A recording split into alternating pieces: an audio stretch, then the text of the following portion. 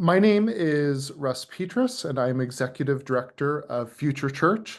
And with me on tonight's Zoom are our program associates, Martha Liggis and Olivia Hasty.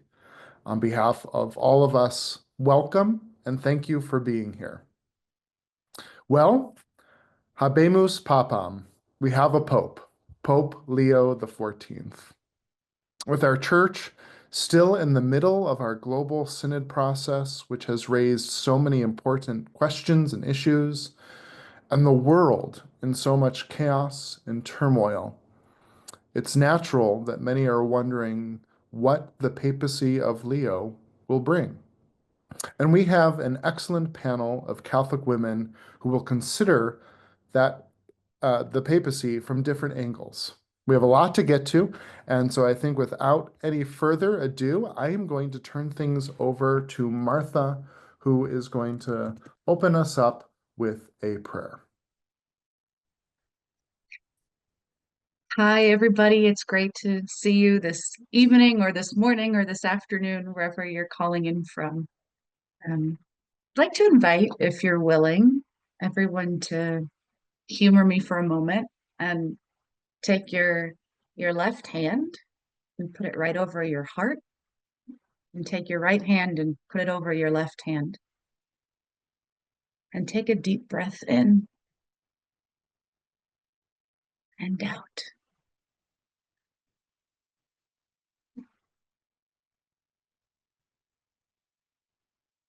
As we feel our heartbeat within us, as we know that even though we may be the only ones in our room that we're calling in from, we're connected all around the world.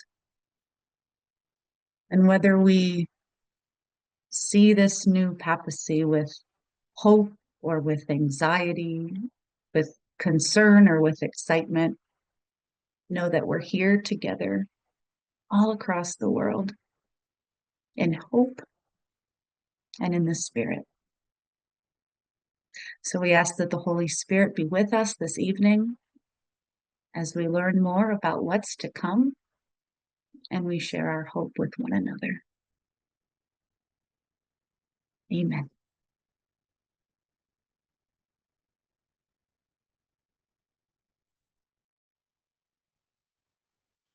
Thanks for that, Martha. I found myself like coming down to earth a little bit, so I appreciate that. Well, another word of welcome, everyone. It's great to be with you all tonight. My name is Olivia, and I'm going to be moderating our wonderful panelists. And as the papacy of Pope Leo XIV begins, many of us have a lot of questions. What might this new chapter mean for synodality, for women in the church, for LGBTQ Catholics? Why did he choose Leo? And how might his Augustinian formation shape his leadership? These are big questions, ones I find myself asking day by day. And tonight we're joined by an incredible panel of Catholic women, scholars, ministers, and movement leaders who are uniquely equipped to help us consider what may lie ahead for our church and our world. I'll briefly introduce them now, and then as each of them come to speak, I'll give a longer introduction. But first, I will say that Dr. Brianne Jacobs is a Catholic feminist theologian whose work explores gender, embodiment, and liberation. She teaches at Emmanuel College and recently published her first book, Holy Body. She's also a good friend of mine from my church, so thanks for being here, Brianne. Marianne Duddy-Burke is the executive director of Dignity USA and a longtime leader in the global movement for LGBTQ justice in the church. She brings both prophetic clarity and a deep commitment to community. Teresa Gardner is an educator whose work is rooted in feminist and decolonial thought. She currently serves as director of Christian service at Loyola School in New York City, where she helps young people integrate faith and justice. She's also an alum of Villanova University, which she shares now with our new Pope. And finally, Dr. Cynthia Bailey-Mans is a groundbreaking Synod delegate and the director of adult learning at St. Joan of Arc Catholic Community in Minneapolis. She brings a wealth of pastoral, spiritual, and synodal experience. Thank you all so much for being here. We'll begin by hearing opening reflections from each of our panelists. Then we'll turn the conversation over to you, our community, to share your questions, insights, and hopes. Thank you again for being with us. And without further ado, I'll introduce Dr. Brianne Jacobs once again, who is a Catholic feminist theologian, and her scholarship expresses the faith of the Catholic Christianity in light of new and developing science and philosophy of sexual difference, with the goal of liberation and joy for all people across all genders. Jacobs holds a BA in liberal arts from St. John's College in Annapolis, Maryland, and an MA in systematic theology from Union Theological Seminary in New York City, and a PhD in systematic theology from Fordham University.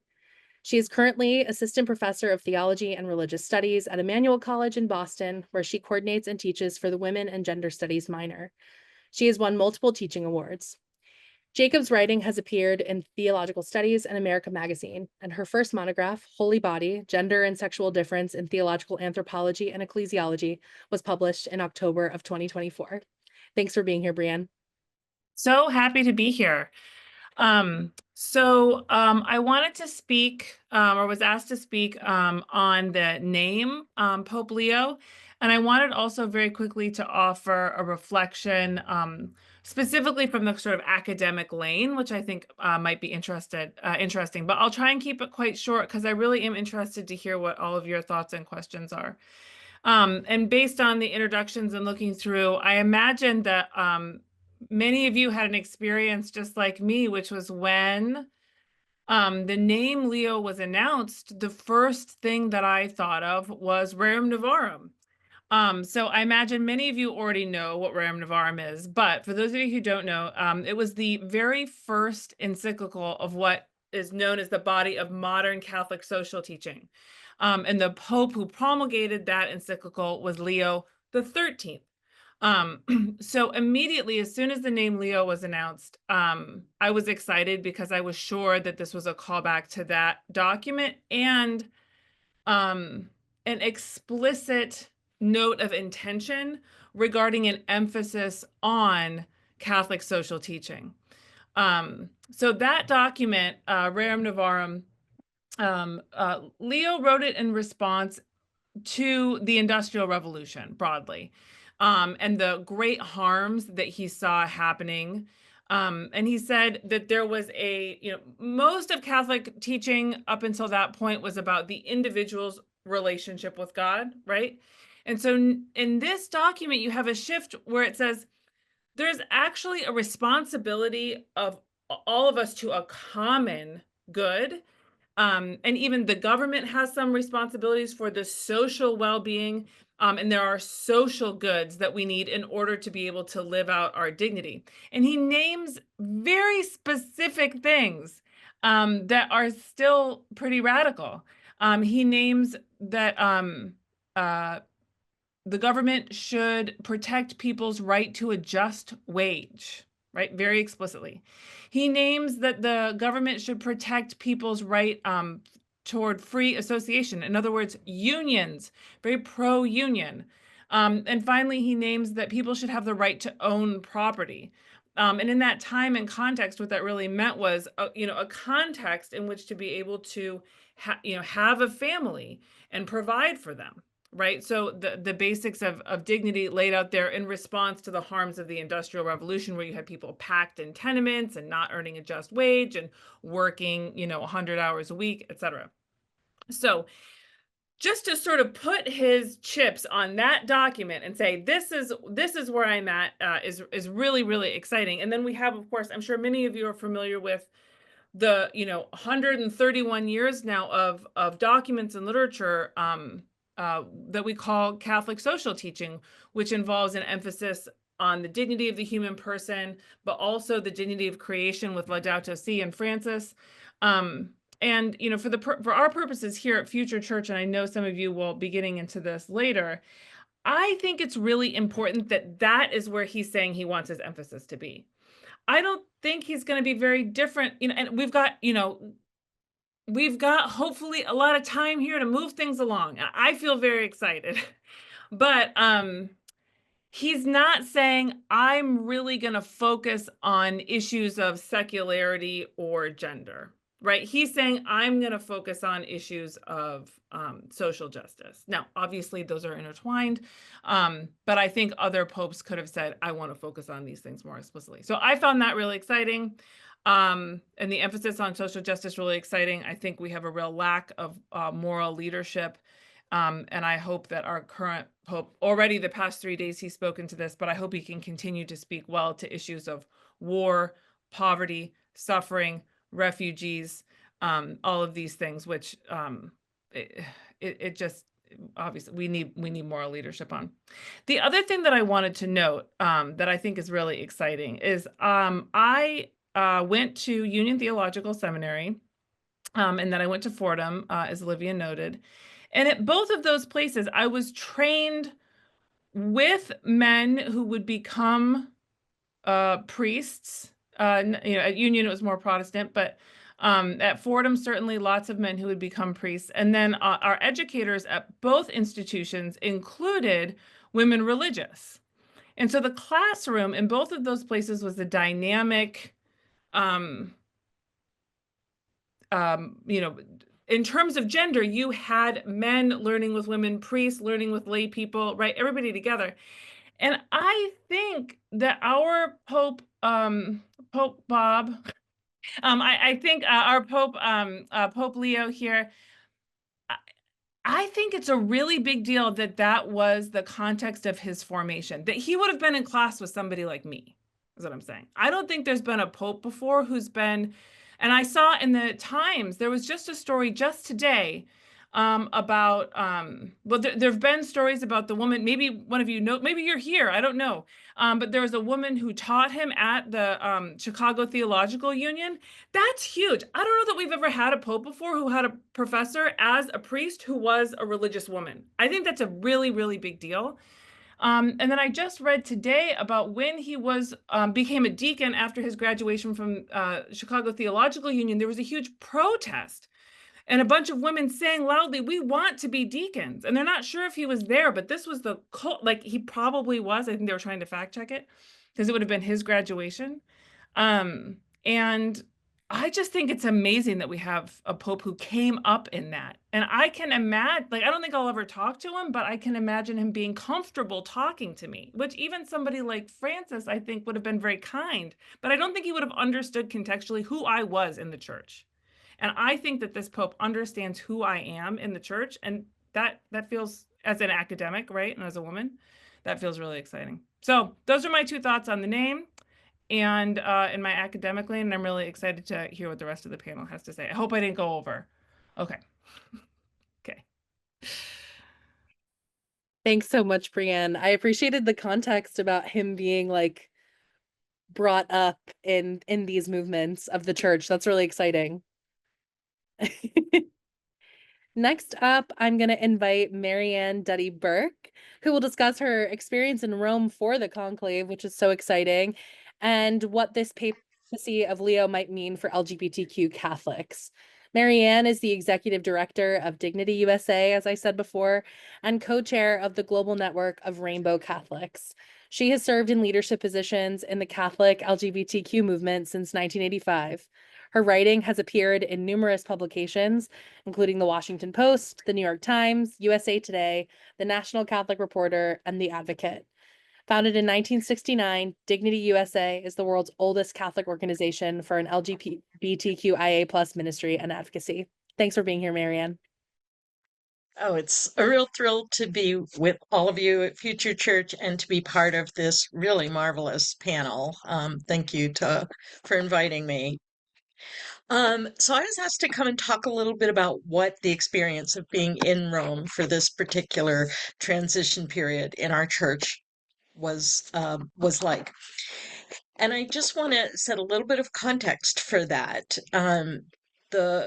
The board of Dignity USA has been talking for about a year about, anticipating a transition in the papacy and what our response should be to that. And given the level of focus on LGBTQ issues in our church and our long-term commitment to witnessing to the fact that LGBTQIA+ people, our family members, our allies, are part of the church by having a visible presence at global church events like World Youth Day and World Meeting of Families, the Synod, and now the Conclave. They decided to have a presence in Rome, and I got to be that. I was on the ground in Rome from Tuesday, May 6th, the day before the conclave began, through Sunday, the 11th, after everything had finished up. And my goals really were threefold: to connect with partner organizations that might be doing work around the conclave, to be accessible to the media, and just to converse with others who were there to witness the conclave. I was really fortunate that I got into Rome in time to be able to join the Women's Ordination Conference and Women's Ordination Worldwide, who held a vigil, a prayer vigil on the eve of the conclave that brought people together, both in a church in Rome and online, so that we could pray together for the wisdom and open-mindedness among the conclave participants, and also that our church would continue to move on the path towards justice and full inclusion. So I was really happy to be there. After that, from Wednesday through Thursday night, I was really mostly in St. Peter's Square. I got there for the streaming of the pre-conclave rituals. They had huge screens set up throughout St. Peter's Square, so that the anywhere from 75 to 90,000 people who were herded together into this space could watch the action live. And so for the pre-conclave rituals, it was a real challenge in some ways to be there, because, as a woman in the church, as an activist, as an LGBTQ person, and representative of so many others, seeing what I call the Catholic oligarchy kind of on full display had an element of real challenge for me. We've been very active in synod work, and to see, rather than the people of the church being empowered, seeing these, few dozen older men all dressed very similarly, it really rankled. I was very aware of the exclusion of women from this process. And I was also very much aware that many, if not all, the people that were participating in these rites were complicit in some way with enabling and perpetuating the clerical sexual abuse in some ways, and in the failure to make appropriate reparations and to address that adequately. So, all of this is on my mind as I'm watching, all the red hats and, these ancient rituals taking place. But at the same time, there were literally tens of thousands of people who came together from all over the world, who were standing there witnessing and praying in multiple languages, who were chanting the Ora pro nobis, during the Litany of Saints, who were singing along, who stood for hours, through all these rituals, watching every single cardinal lay his hand on the book and take the oath of secrecy, who watched, the non-electors be expelled from the room, and then the conclave begin. There was a tremendous power in sort of seeing the global church come together and offer prayers and offer the hopes that Martha talked about in the opening prayer. It was very palpable to experience all of that. So throughout the days, Wednesday and Thursday, I, was there in the square with a rainbow flag, with a rainbow fan, with pins, rainbow pins. This is one I wore all the time. It says it's our church too, with the rainbows. So, it was just there being visible.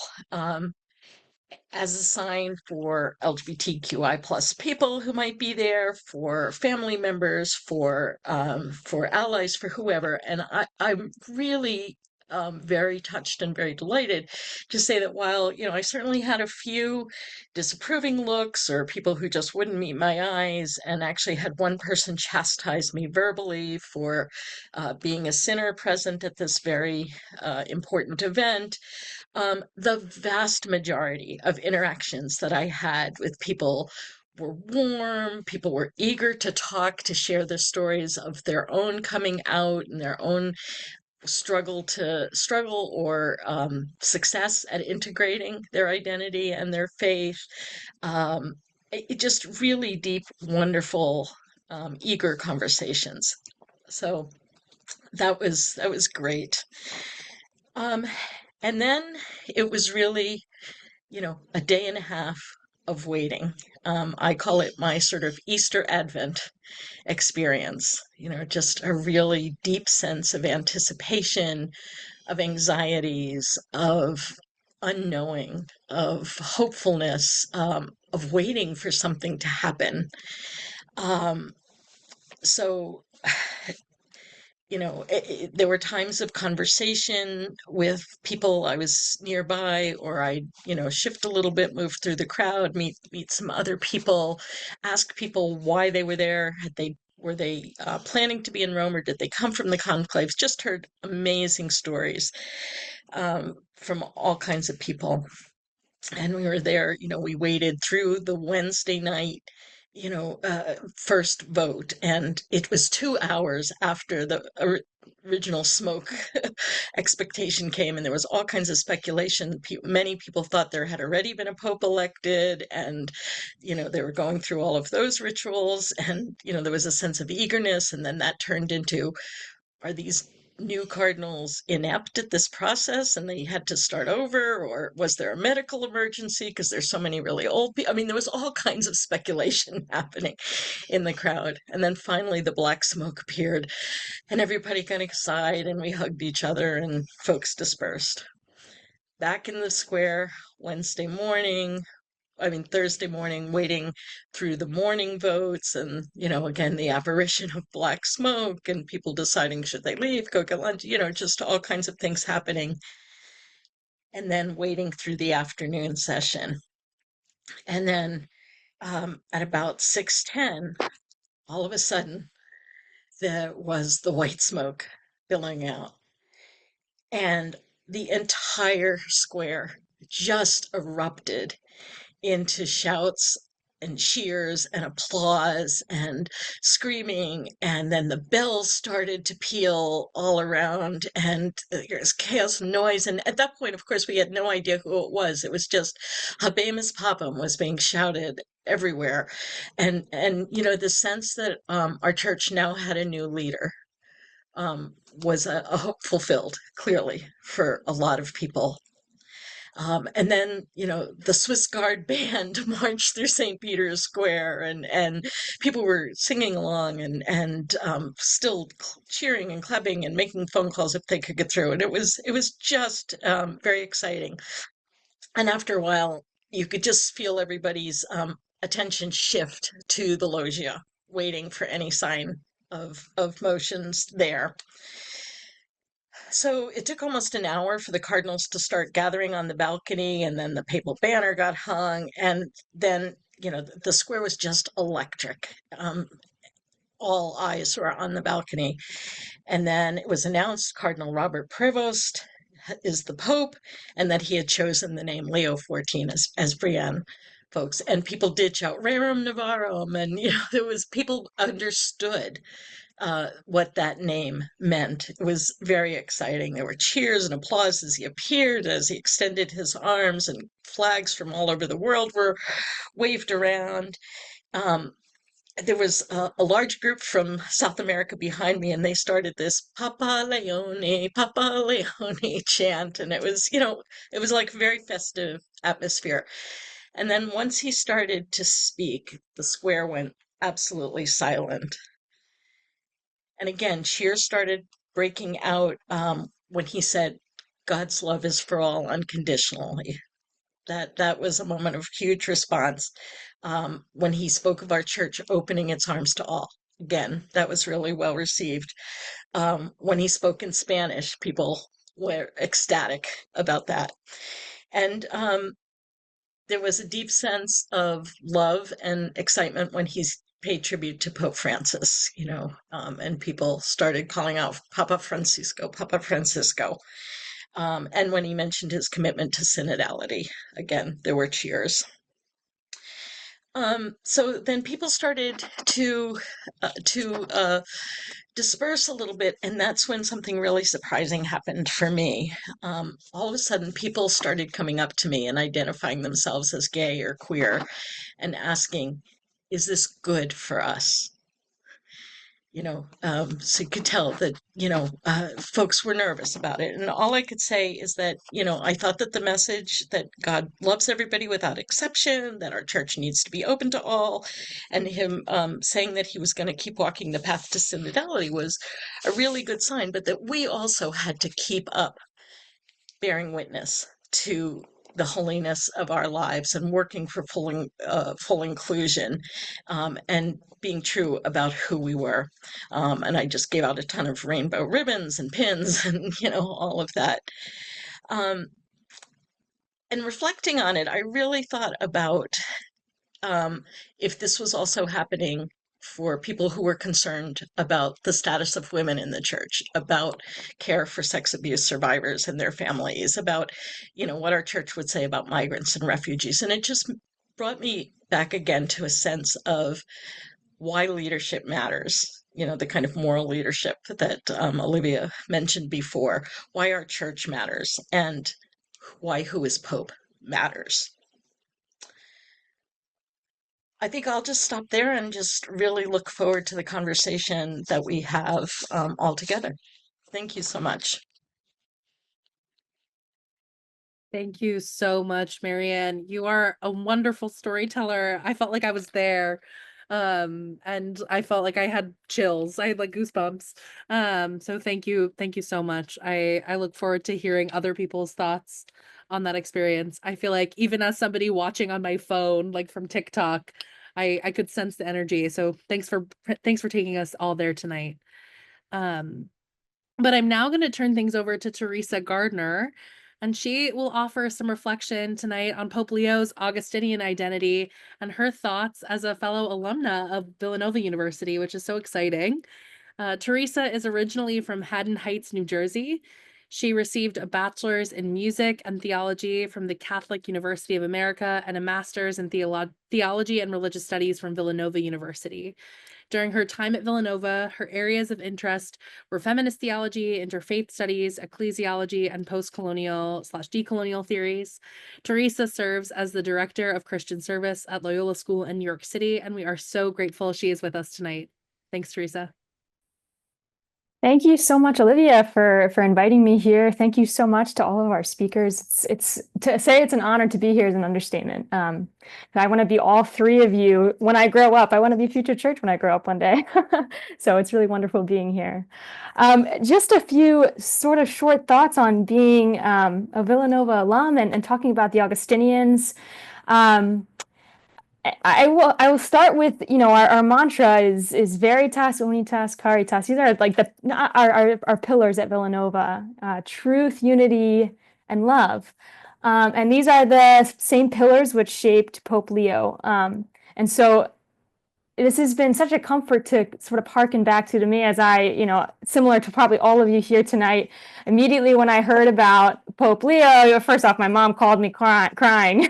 But then, I immediately went online and, where does this guy stand on everything, as an aspiring feminist theologian, as someone who cares very deeply about those on the margins and how the church responds to that in the modern era, and being somebody who deeply resonates and loves Vatican II and has really been moved by the Synod, where does this guy stand? And to answer that question, it will be something that we continue to explore all together, in the coming weeks and years. But it's something that has given me comfort is my Villanova identity now and our shared Augustinian identity. And so I'll start off by saying that Villanova, quite literally, I think, manifests the culture of rerum novarum. It is a community which sought encounter continuously in and through what I knew, the theology department, the most, getting my master's there. And in the professors and in the classes and in everything, we were constantly going to the margins. And I had a professor tell me, we should all be going to the margins. And when we get there, we should hearken, the rest of the world to come join us, because that is where God is, on the margins. And so this is the same place which formed Pope Leo, and I'll keep saying that. And so being an Augustinian, it's similar to Francis being an ordered priest, right? The biggest thing is forming community, that first and foremost. And so you eat together, you pray together, you learn to live in the same space together. And so that's where this guy is coming from. That's where our Pope is coming from, is this like immediate idea of the other and working in community, as opposed to being a diocesan priest or somebody not as attuned to that. And so that gives me a lot of hope. And so Villanova, in turn, was a place where it was constantly seeking the community. And the thing that I thought of is this, what's called our oh gosh, I'm so sorry. It's called our Call Chapel on campus, Call Hall Chapel. And in this chapel, there is some people and saints and events in our history, which I think really encapsulate what Villanova is all about. There's Dorothy Day, there's Oscar Romero, there's a testament to 9/11, there's an LGBTQ flag, there's Taya Bowman, there's Kateri Tekakwitha, and so you come into this space, right, in Core Hall Chapel, you come into this space and it's quite literally very synodal. It's circular, and so we sit facing one another. And the thing that's uniting us is the altar. But when I first walked into that space, it really hit me in that, I was seen as an equal. And it's something that I wasn't exposed to in my faith. And I was sort of like really struggling with my faith a lot at this time when I was at Villanova. And so walking into that space and then going into the subsequent classes and being exposed to Augustinian theology was life-changing, to say the least. And thinking about Augustinian theology, the thing that is probably the most famous, which you probably all know, is Augustine's famous quote saying, "Our hearts are restless until they rest in you." And the line that comes before that is, "You have made us for yourself. You have made us for yourself, and our hearts are restless until they rest in you." And so this is Augustinians to its core. And so I think that Pope Leo I really do think that Pope Leo gets that there is a restlessness in our world right now. There's a restlessness within our church, for sure, and there's a restlessness in our world. And his opening words of seeking peace and calling us all to peace, I think is an acknowledgement of that, an awareness of that, and saying, this restlessness that we're all experiencing, let's also experience peace together. And I am the voice for that. And so those were significant words of comfort to me. And then I will also say that a big moment at Villanova for me, which was quite life-changing, was when I was able to present a paper on the Synod and women at Vatican II and the legacy of those women as seen in the Synod, on synodality. And I was able to share my thoughts sitting next to Catherine Clifford, who is one of the voting delegates, and we're also super honored to have another voting delegate here with us tonight, who's going to speak shortly. And so being able to sit next to somebody who voted at a synod, a woman, for the first time ever in our church's history, unfathomable, completely unfathomable, moving to say the least. And so that, I think, also is another moment which defines Villanova for what it is, which is a place which constantly was going to the margins, which really made it easy in order for you to see yourself in God, for you to see yourself in the church. Again, something I wasn't able to see until I got to Villanova, was that, wow, I really do have a place here. I am welcome to the table, and it's my job to make sure everybody else is as well. And so again, these are some of the things that give me hope and give me consolation when I think about Pope Leo XIV. Similarly, Villanova is a place that's not afraid to stand up for what is right and to speak for those on the margins. And Pope Leo, he's a man who has been described as very, very centrist. And I think that is true. But also, I think he's also a man who has shown that he's not afraid to speak out.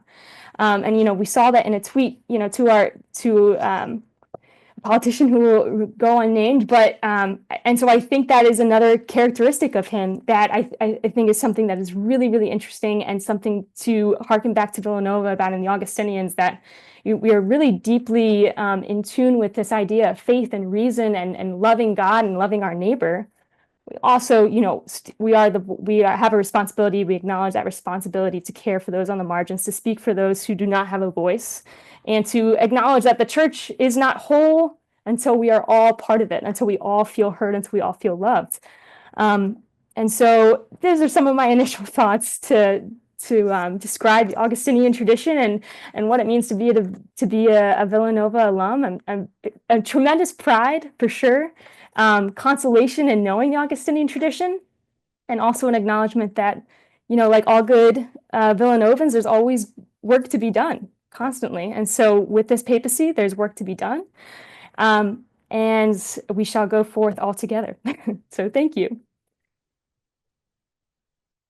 Thank you so much, Teresa. I feel like I learned a lot about the Augustinian identity from you. So thanks for sharing all of that. And thanks for highlighting the famous Augustine quote. I feel like he gets a bad rep, but I do think that quote is such a beautiful way for us to orient ourselves toward God. He said some not so great things, but that was a good one. So thanks for sharing that and for giving us hope in our new pope, and the pride you must feel as a Villanova alum must feel a little unmatched at this time. So thanks for being here tonight. I will introduce our final panelist before I open it up for Q&A. I've already seen some activity in the chat, so this is exciting. I'm looking forward to our conversation. But I will now introduce Dr. Cynthia Bailey-Manns, who was appointed by the late Pope Francis as a lay delegate to the Synod on Synodality, becoming one of the history-making women who voted for the first time at the Synod.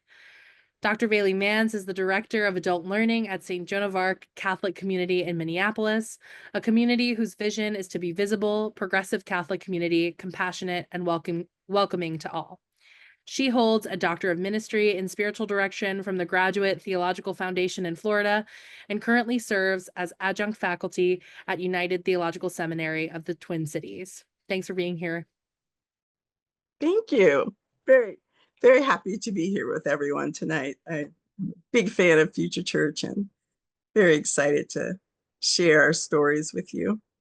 I'm going to give a little bit of a brief history of how we got here in terms of synodality, and also I'm using quite a bit of a language from the final document, because I think it's important that we get used to that document as it is to be implemented. So I just want to start with saying that the 2021 through 2024 foundational consultation with the people of God throughout the world gathered all the information regarding the hopes and fears and issues that we believed were in the life of our church. Pope Francis was our shepherd, who led both years of the Synod in Vatican and led our global church in this Synod on Synodality based on the foundation. And these are the words that are in the final document. Synodality is primarily a spiritual disposition. It permeates the daily life of the baptized, as well as every aspect of the church's mission. A synodal spirituality flows from the action of the Holy Spirit and requires listening to the word of God, contemplation, silence, and conversion of the heart. As Pope Francis stated in his opening address on the second session, the Holy Spirit is a sure guide. And our first task is to learn how to discern his voice, since he speaks through everyone and in all things. Synodality is rooted in Vatican II. It is a part of spiritual renewal and structural reform that enables the church to be more participatory and missionary, so that it can walk with every man and woman, radiating the light of Christ. This begins from the mutual interdependence and reciprocity of the people of God by virtue of baptism, where each one of us is called not just to the membership in the church, but to responsibility in the life of the church and responsibility in part for the mission of the church. Synodality is a culture, not an event. It includes all the people of God who carry the memory, the experience of this way of being church, and share it at all levels of the church. And it places bishops back among the people. In synodality, discernment is critical, and conversation in the spirit is a spiritual practice that, even with its limitations, enables listening in order to discern what the Spirit is saying to the churches as a part of renewal that transforms individual groups and the church.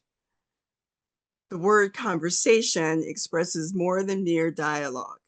It interweaves thought and feelings, creating a vital shared space. This is why we can say that conversion, especially of one's heart, is at play in conversation. Conversing in the spirit means living the experience of sharing in the light of faith and seeking God's unmistakable voice, which can be heard in this atmosphere. Pope Francis reminded us to be present to the Holy Spirit, the protagonist, who can open our closed hearts. On October 24th, 2024, the final document concluding the second session was voted on and approved by 355 delegates, including Pope Francis. After the vote, he said, "What we, including himself, have approved in the document is enough. The document participates in the ordinary magisterium, and as the successor of Peter, I ask that it be implemented." In the Synod's closing Mass, Pope Francis reminded us that we had taken a step forward in building a culture of synodality in the life of the church, and called everyone not only to be co-responsible for the church, but for all of us to say that everybody counts, that everyone matters, all of us. As delegates, we were concerned about how the document would be implemented since there wasn't a plan. While in the hospital, Pope Francis approved a 3-year implementation phase for the Synod on Synodality, focusing on applying its conclusions at all levels of the church, with diocese, bishop conferences, and religious communities working to integrate synodality in daily church life.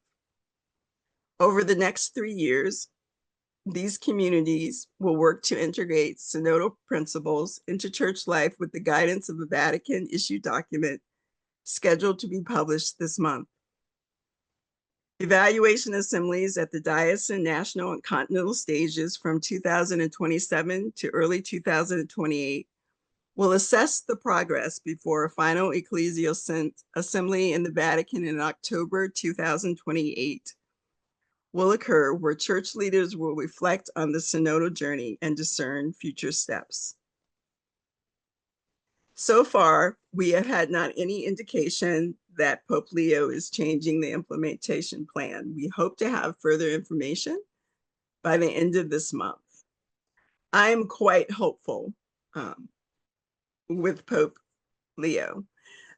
One of the things about the Vatican, about the Synod, is being in part of the North American Assembly, which is the United States and Canada. We spent a lot of time together. Most of us were all housed at the North American College. And so we had breakfast together, mass together, got on a little bus, went over to the Vatican, got back on the bus, went back over for lunch, got back on the bus, went back to do our work in the afternoon, got back on the bus, had dinner together, and then usually did homework and got up and did it all over again for the entire month of October for 2 years. So we spent a lot of time together. And one of the things that I was quite aware of like you said, Marianne, being in that space of all those men is quite daunting. And what we did before we started the first year was there was a 3-day spiritual retreat to just get us all together, to know each other, to practice the conversation in the spirit. And it was a time where it was clearly stated, and we had cardinals who clearly stated this, and now Cardinal Ratcliffe. Men, you have not been in this space with women. You are not used to hearing their stories. You may not believe them, but they are their truth, and you are to listen. And so it was the creation of the space where our voices and stories were just as important. The rules that we had to use and follow, they had to follow. One of the things that for me and all the groups that I was in, we were asked, what did you want to be called? How would you like to be addressed? And everybody used their first name. So it was a wonderful way to start to break down the implied and real, in many ways, barriers that between the levels of people in that room. Pope Francis was very clear about the issue of clericalism and the impact that that has had on the church, particularly for women. And so we had a lot of conversation about that. You were talking about women being in the seminary. That was an issue that was really important to him. Pope Leo participated in both years at the Synod and is a staunch follower of synodality and wants it to be implemented in the church. So I am very hopeful that even though we don't know what the plan looks like right now, we're hoping it's pretty close to what's been identified, that he will continue in that vein. We do know that the US bishops have they wrote a document to him saying we're in full support of synodality and will do what is ever necessary to make sure it's implemented within the United States, which is quite a departure for some of them. The first year of the Synod, when the nuncio had to go to them and say, get your stuff together, you need to get on board. So we're very excited about that. And Cardinal Grech, who is the chief implementer of synodality from the Vatican, is on board and ready to work. So I'm very hopeful, and we'll see where it goes. Thank you. Thank you so much, Cynthia. Once again, all of you have given us so much to be hopeful for tonight. So thanks again for being here. There is so much action in the chat. You all have so much to say and so much you're thinking about. Russ is going to start bringing our panelists up onto the screen. And while he's doing that, I'm actually going to toss out a question first because I have the floor. And I think that this is relevant to kind of the conversations that are going on in the chat and also what has kind of come up in each of your remarks. And I will credit my source, which Marianne, you gave this question to Russ and I loved it. So I'm going to ask it tonight, which is one of the problems that so many of us see with how conclaves are currently constituted and conducted is that they are all male, all clergy, and not very synodal after such a synodal process that we went through. If you could dream up a way in which a conclave would be conducted in the spirit of synodality, of inclusion, of the welcome for all people, how would you dream it up and what might it look like?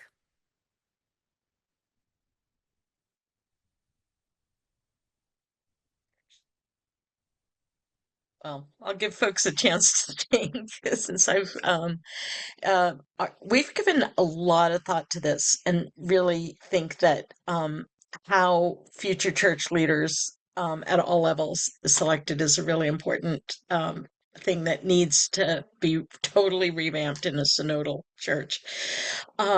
It obviously was too fast to implement any kind of synodal process for this papal transition, and it might even be too soon in the next one. But until we have a decision-making body for matters like that is truly representative of the entire body of Christ, that includes lay people from many places with different kinds of life experience, out queer people, women, men, non-binary folks, clerics and non-clerics, everybody from the church represented.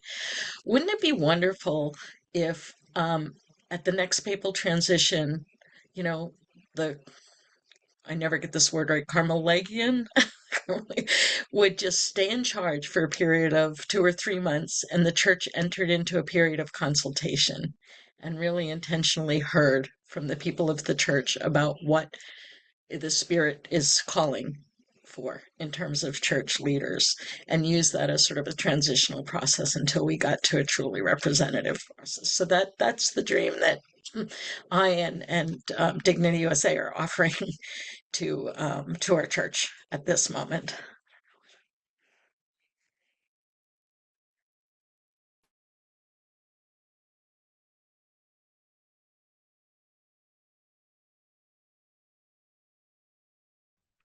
I love that vision. It's what we're called to be and how to be church. I do think that of the people that I've talked to who participated in the conclave, that there was an intense amount of paying attention to the Holy Spirit, the protagonist. And I don't know if they would have done that as much or as well if they had not participated in the Synod. There was over 61 of them who were a part of the Synod. And it teaches you how to be more intentional about how you listen and are present to people. And it put them in spaces they are not used to being in. And it put them with women who were pretty comfortable in using their voices. And the system was set up that everything was fair.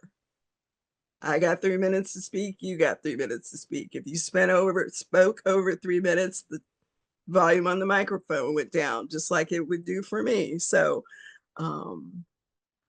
I think the impact of having lay people and women in that space made a difference for a lot of them.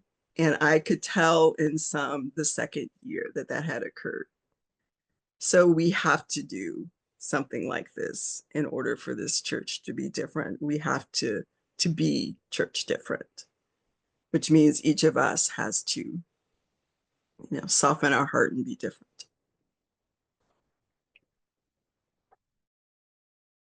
Yeah, and going off of that, I think the plague of clericalism will never fully go away for me as a woman and as a young person who has decided to stay within the church.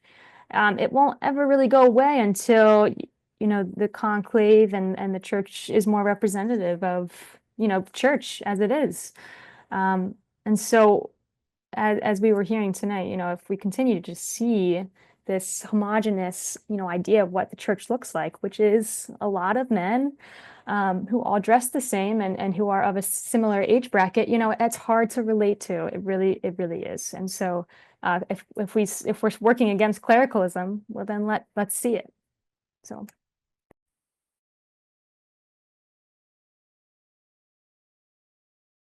I don't have anything to add to those great answers.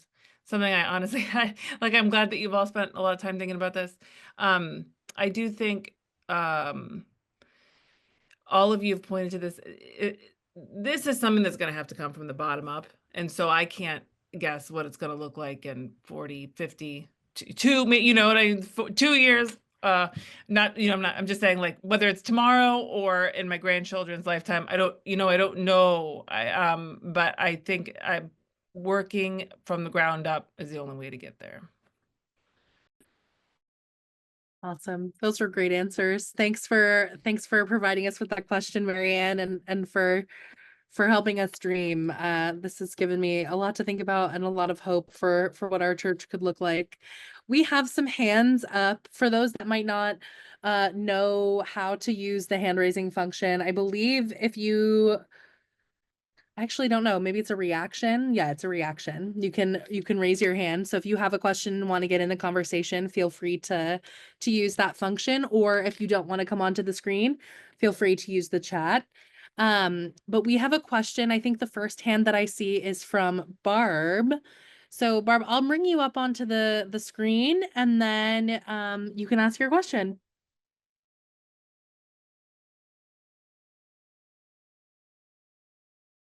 Okay, that's working now. Okay, I have, among all the optimism, I really have 3 red flags to me that seem to be permeating my thoughts today. One is NCR reported that pre-conclave, the current Pope attended a summit at the residence of Cardinal Burke. The second thing is I've been listening to alternative media, whether it's Cardinal Dolan speaking on a national news program, whether it's listening to EWTN's reports. I heard yesterday an interview with Archbishop Akia out of Denver. They all seem to be almost ecstatic that they've gotten a reprieve from Francis. So that raises a red flag. And also, I think too, shall we say, how does he really, let's just leave it at that for now, I guess, is those 2 points and how people might respond to that, I guess.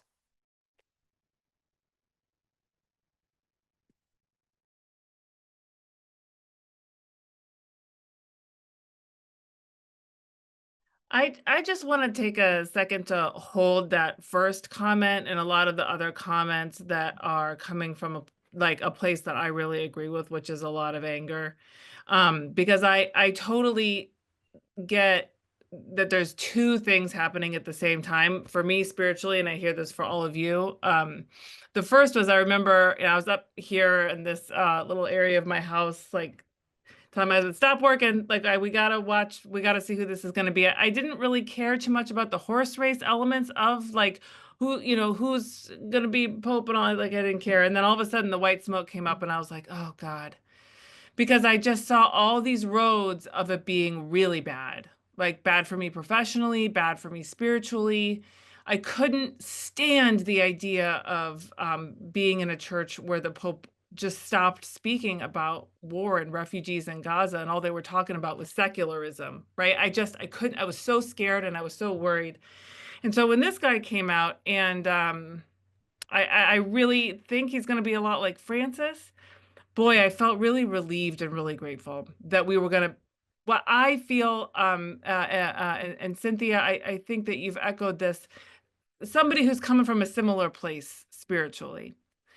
That felt like a big relief to me, and it is. It's a relief spiritually, it's a relief professionally. I feel like I can continue to teach my students and talk about gender in the really progressive ways that I do. And I was in Elizabeth Johnson's class when the USCCB came down on her. That was really rough. I was Roger Haight's student when Ratzinger came down on him. That was really rough. So I feel grateful. I feel like we can continue on the path that we have been on, and that feels really good. At the same time, I want to hold space. I don't want us, I know we've been a little bit hopeful and optimistic, and there is space for the anger that we continue not to have a voice. We women, we LGBTQ people, we non-binary folks, right? Which I'm not part, but like we as a community of people who are excluded, right? Like that anger, I don't want to minimize that in the context of some of the optimism that we've been speaking in. Because you're not wrong, as I see in the comments, right? People are like, well, he said this. You're not wrong, right? Like Francis was not for women to be deacons. That was not something he was for, right? And there's a lot of optimism about him. He was not for that, right? He was certainly not for women to be priests. I really appreciated the way that he brought in LGBTQ people and the way he brought in trans folks. I was really for all that, obviously. I felt sometimes the way that he did that emphasized a kind of sexual deviance and really put himself in a place of being really merciful to a group of people who I don't know necessarily needed his mercy in that way. You know what I'm saying? So I want to hold all of that because I think that we are all right to have that rage when it comes to the past 12 years, and then going back more and more, right? To be trepidatious about how these things go in the future, because I don't see Leo being very different at the moment from Francis on these issues at all. Though I am holding on to a kernel of hope that things can, he said things 10 years ago that are not great, right? And he is where he is right now. And the only thing I can think is, who knows how long this papacy is going to be. But boy, a lot can happen in 20 years. Boy, a lot can happen in even more time than that. And it's not going to be huge strides. But the reason I made that point about like the fact that he had a professor who was a nun, I hope synodality is about listening. And I hope that this is somebody who can listen in a way even that I didn't necessarily see in Francis. And I don't know what that will mean, but that's where my hope comes from. So I just want to affirm those of you who are feeling some disappointment and some anger and some continual frustration. I'll be quiet in a second. I know, like, a lot of times I'm in pastoral settings and people my age, sort of millennial age, will be like, hey, things are going to be great in 100 years, 200 years. And the folks who came up with Vatican II are furious because you came up in a moment in the 60s and 70s when the world opened about what the church could be. And I never experienced that. I came up with, JP2 and Benedict. And I just want to hold, like, I was reading that story that I put up about, there was just so much that happened in the 70s and 80s that was so good. And I can just understand why people are so angry now to feel like, why are we here when we had these moments in the 70s and 80s where the horizon seemed big and open. So I just wanted to take a second to affirm all of that, because I think that it's very real, and I hope that some of that spirit of I don't know if resistance is the right word, but some of that spirit that came from the really strong, powerful, smart, particularly women and LGBTQ folks after Vatican II that shaped the world. Like, I hope that we can recapture some of that. So sorry for talking for a second, but.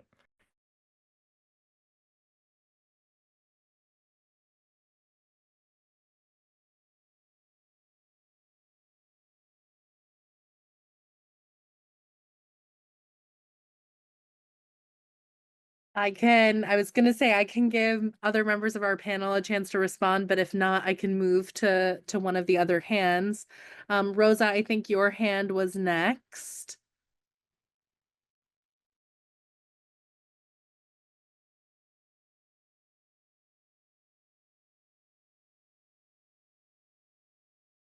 You are muted. Where it says audio in the corner, there'll be a little slash where it says audio. Yeah, I'm unmuted now. I'd been hitting it and nothing was happening. So thank you. Thank you very much for this opportunity.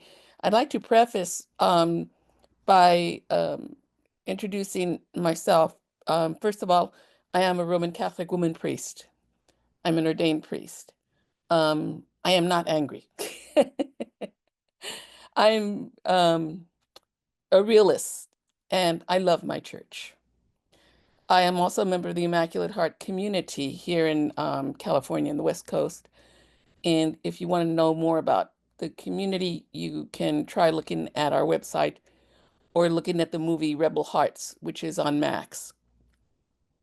So with that preface, I have a concern concerning the future of the ordination of women, either as deacons or priests in the Roman Catholic Church. And to tell you the truth, the concern isn't so much with the priests who are already ordained, the clergy. Not them so much. I personally have a pretty good handle on where they're coming from. Some very good people, wonderful people. I'm sure that Leo will continue as Francis, where he's not going to be looking at whether you are a Republican, a Democrat, whether you're liberal, whether you're conservative. No, he's going to be looking at, can you see a person for being a human being? Period. No matter what they are. Can you recognize each other's humanity, our humanity? My concern is with our expectations of what will be. Here, at least in the United States, for so many years, and I've been around since 1952, there's been the chant of if only women were in government, if only women were in government, if only women were in government. Well, fine, we see AOC and we also see Marjorie Taylor Greene. So obviously, simply getting a woman in government is not necessarily salvation. And I think for us, the expectation, if only women can be ordained, everything will be just hunky-dory with the church. I don't think so. If anything, my concern is that women deacons are going to be used similar to what the overseers on southern plantations were used. That they came in more or less a notch considered not as subordinate as the enslaved people, but still nowhere near the plantation owners. And so in order to create division and distance them even more, they were made overseers. And those overseers who now had this higher standing, right, who could never be plantation owners, now they were there to really inflict more cruelty and to control the enslaved. And I'm hoping that that does not happen if women deacons ever become a reality. Unfortunately, we do have some dark elements within the institution of the church. So I have that concern with us that we're looking at that instead of maybe looking at the bigger picture, which is we need to accept the vocations, the calls that all people receive to the priesthood, whether they're men, women, married, single, gay, straight, doesn't matter. If they have a calling to the priesthood, we need, as a church, to recognize it and to test it. Because if we keep saying that some things are not possible with God, that's not cool. Who's to say a woman can't be a priest? God is limited. Who's to say a man who's openly gay cannot be a priest? What? God can't do that? So I think sometimes we need to check our own focus too, and our own tendency to want to, quote, choose sides. And I'll leave it at that.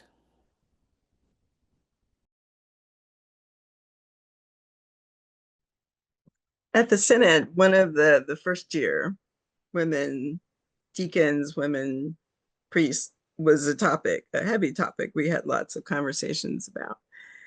And it was a challenge to have the conversation because we initially led with women deacons. When we started talking about what is the purpose of the ministry of the diaconate, a door opened and they wanted to have that conversation. And they wanted to have that conversation because they believe that ministry is broken. And so once we started talking about what should that be like, what should that look like, how did it break, what needs to be fixed, the conversation shifted to we need to fix the ministry of the diaconate. And as we do that, where is the place for women in it? And so my concern is if we just say women deacons and we are put in a place that is broken, that will do more harm to us than anybody else. And so in the document, we have it in two places. One, it's in a study group 5 to be looked at and continuing, and we're starting to get reports on that. And two, we put it in the formation of male deacons, and including looking at the whole two components of it,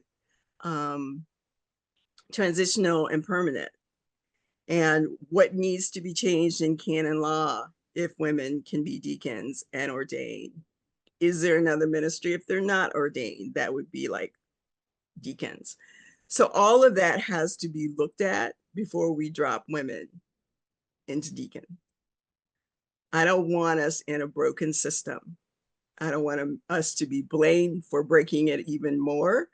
And I don't want us harmed, because I think Rosa, there could be a piece of that. They are already seen as many priests. They do more administrative than the ministry of service, which it is supposed to be. And so that is a great concern of many women who sat in that room as we were having this conversation, this candid conversation with them about it's not working for them also. So why do we want to place people in that? So that's part of what we're looking at in that document.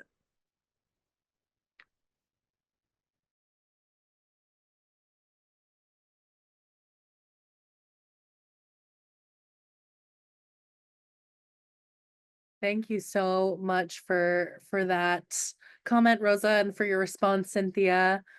In the interest of time, I'll keep us moving and we'll go to Daryl. Thanks. You can hear me okay? Mm-hmm. Thanks, Olivia. And thanks to the panel. That was really excellent. I appreciate that. You know, as far as the Pope goes, I guess, I mean, I'm optimistic because, you know, I did that, I don't know, pray for a cardinal thing where you can read the backgrounds of the cardinals. Man, we could have done a whole lot worse. I mean, reading some of the backgrounds of some of these guys was like mind-boggling. So, and you know how the pendulum swings? I mean, we went from Biden to Trump. I mean, the pendulum swings, and I was really nervous about that. But my question is this. I would imagine that you all would continue in your ministry and your faith regardless of who the Pope was. So I guess my question is, if anyone wants to answer this, what is the basis of your continued hope in this faith and institution? That's it.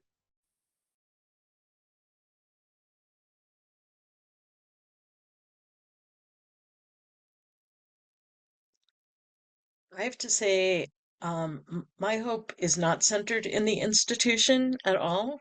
My hope is in the people of God who take, the gospel to heart, who take social justice teaching to heart, who are people of faith, no matter how they define their spiritual practice. I do think that the church as an institution has a very important role to play in the church, in the world, and that focus on being the field hospital for the world that Francis called us back to, I think was heartening to some extent. I don't put my total faith that the institution is there yet, but I think the recognition that that is our call, that we are to be serving the needs of a hurting and broken world, and being a place of moral responsibility for that. And I think that that entails dealing with the injustices and inequities and harm within the church to be able to claim that credible moral voice. But there are just so many people of deep faith, of good heart, who go above and beyond to serve one another, no matter who the neighbor is. For me, that's where the hope lies.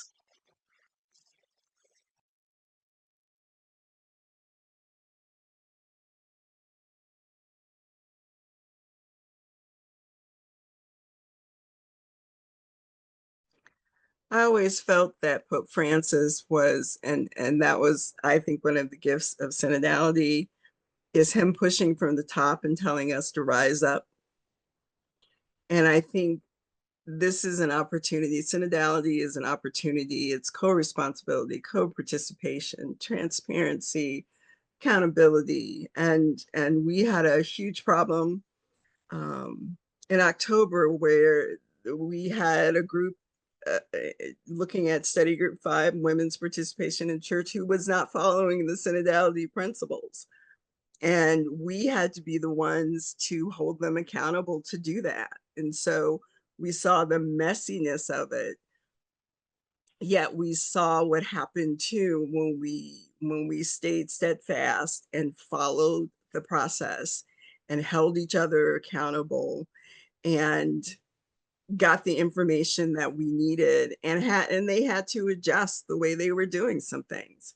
So I think Pope Francis was asking us to, I mean, when I think about how big the church is an institution, and to move that, half the time it felt like we were, you know, on a boat building it at the same time, because there's so much to move and everybody's at a different place when you start thinking about culture and context and different ways of being church in different communities, and what's important to them and may not be important to me, yet can I support them?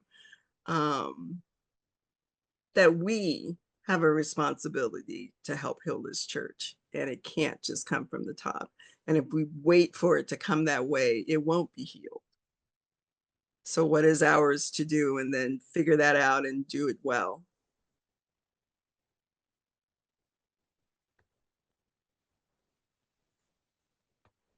Yeah, I would say that it certainly has come across my mind several times of, why should I stay? As an undergrad, I was the only woman in my theology class, surrounded by seminarians who said some pretty disheartening things. One of which I'll share is that, women are really good at multitasking, and so they should stay behind the altar as sacristans.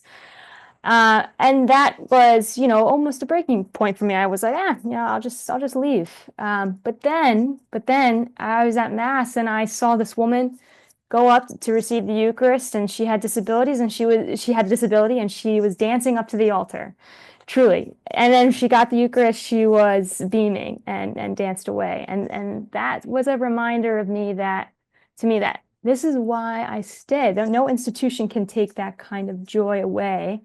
And likewise, what Cynthia was saying, I feel a very deep responsibility to make it a better place. And I think I stand on the shoulders of some pretty incredible giants, 3 of which are here. And the rest are, in our FutureChurch community, but also, looking back at Elizabeth Johnson, Elizabeth Fiorenza, M. Sean Copeland. I mean, these women are the ones that we stand on, and then the rest of the church community that have worked for change and worked for justice. So no kind of clericalism or seminarian or institutional dysfunction can, I think, scare me away at this point. I just want to make it a better church for the future.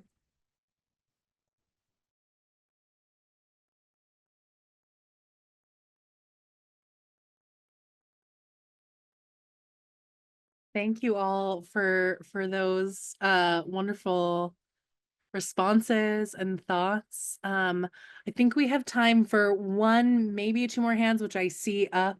Siddiqa, I think you are next, so I'll bring you up onto the screen and you can ask your question.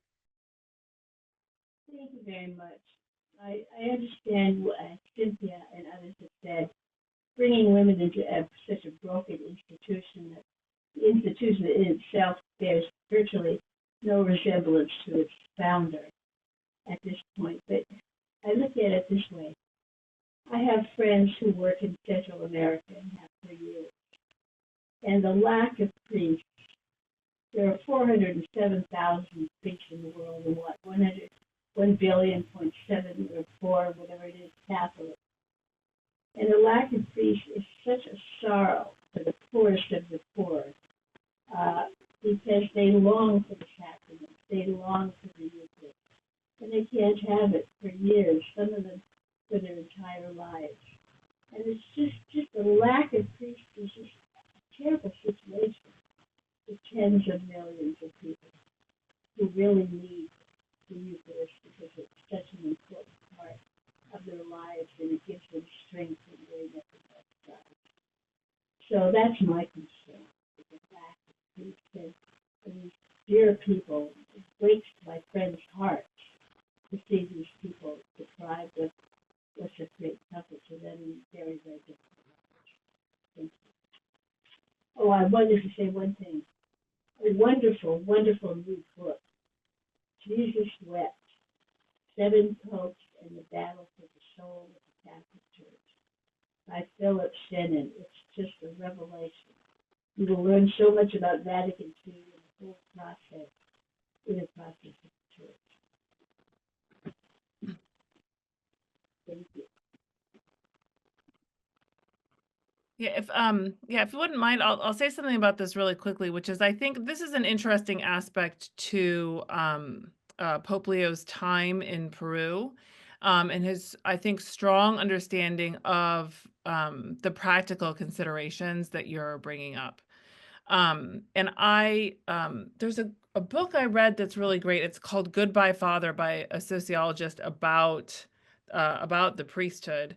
And his projection is one that I felt is astute. And as a feminist, this is not necessarily how I would want the dominoes to go, but he has said that he feels that it will become simply untenable for us not to have more married priests, just on a practical level, right? And I think the Synod from the Amazon made it clear that this was something that they needed and wanted. I imagine that this is something that our current Pope is well aware of in a way that many other bishops from around the world would not be. So I'm very pleased with that. And obviously, just because you're married to a woman does not mean you're a feminist. I think we can think, right? Sometimes very much the opposite. However, what this psychologist projected was that once you have more men who are comfortable with women as priests, and once you have more women, living in parish rectories and stuff, just as, wife, the idea that this is, now I have theological reasons why, and somebody put this in the comments, I think this is exactly right, about we've really gendered the priesthood as something that is clean and generative, and therefore only men can do it because only men are quote unquote clean and only men are quote unquote generative. Okay, that's all biologically incorrect. So I think that the theology needs to shift, and I agree with that deeply, and I'm, it's a big deal for me in my life. But I think practically that you are exactly right, that we will have to have a break when it comes to required celibacy. And I'm just very hopeful that this is a reality that and I know so many men who would be wonderful priests who are married. And that once that shifts over a long period of time, it softens, many of us, we've been around wonderful priests, but many of us have been around priests who are extremely awkward around women, who just simply have never, this is again to my point about this man having spent some time, I hope, with women, that there's just, and especially among the young priests who are being ordained today, they're very awkward around women. They don't know how, the whole thing. And I have some stories too, Teresa, about things I've heard people say in class where you're just like, my man, you need another kind of education. So I'm very hopeful that shift that you're talking about of married priests will create the context for more women to enter into leadership. Now, again, I hate putting my chips on married men as this is some sort of big feminist force in the world. It's really not. But at the same time, I could see it changing things. So I think that's a wonderful perspective. I think the Eucharist is so important. And I'm very hopeful that the Pope has his finger to the pulse of this particular issue around the world, and that it may be a kind of conduit for some really big changes over the course of some decades.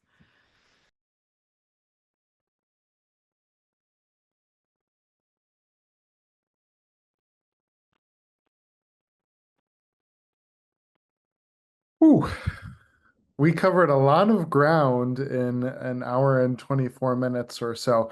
I want to thank Cynthia and Brianne and Teresa and Marianne from the very bottom of my heart for this evening. You gave us a lot of hope. You gave us a lot of things to chew on, and a lot of questions that I think we'll be waiting on answers for. But I think the one thing that is going to stick with me is, and this is one of the things that, FutureChurch has always stood by. It really doesn't matter who the Pope is. Yes, it does. Of course, there are very practical ways in which the Pope matters, but we are the church, and we are called to be witness to Christ in the world today. And so as long as we keep doing that, there's hope for us yet. But like many of you, I still have a lot of hope for Pope Leo. And thank you to Olivia and to Martha for helping with this evening, and Olivia doing such a great job moderating everything. Thank you so much. And Martha for that beautiful prayer. And thank you to all of you for being here and for the engaging dialogue and questions. And it's just, it's always just so wonderful to be with all of you in this Future Church community. So thank you.